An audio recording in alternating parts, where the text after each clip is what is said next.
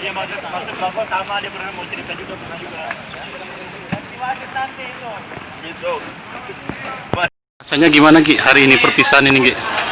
Ya rasanya ya enggak lah, kalau dibilang perpisahan ya enggak lah kalau saya rasa, karena kita juga yakin pasti balik ke sini lagi, Pasti balik ya. Optimis Ki ya. Insya Allah. Iya. Kaki nanti ini pulang kemana nih? Belum tahu, masih di sini dulu sebentar, masih di Palembang. Belum ada tiket belum? Belum Ada ya. Ya. Rencana masih mau latihan di mana? Ada rencana? Kalau untuk jaga stamina? Paling ya latihan di lapangan yang ada lah, kalau ada lapangan di sini paling Jakabaring di mana kalau ada teman-teman. Sama anak istri ya Pak? Ada di Palembang ya? Karena Oke Ki, thank you Ki.